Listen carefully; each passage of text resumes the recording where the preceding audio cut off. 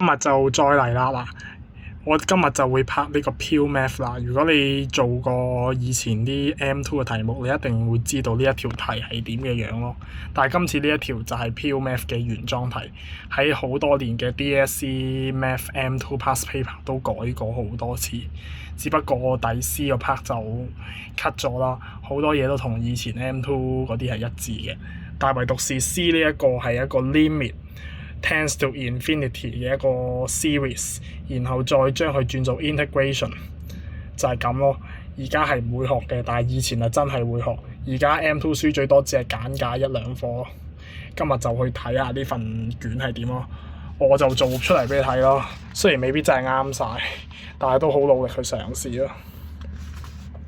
呢一啲你應該一定要識咯，因為全部都係一啲 pure math 或者math 嘅 M2 要識嘅嘢咯。不過呢啲就都係去 prove 佢出嚟咯。但係最想分享就係後邊呢一部分啦。呢一部分就係一個 limits tends to infinity， 然後去將佢變做一個 integration， 然後再去計翻佢出嚟咯。就係咁。整體嚟講都係比較上係要難，同埋真係需要好多時間去寫。其實呢一個係一個 M 字，只不過啱啱寫得唔好咯。而家就去講下啲重要嘅資料啦。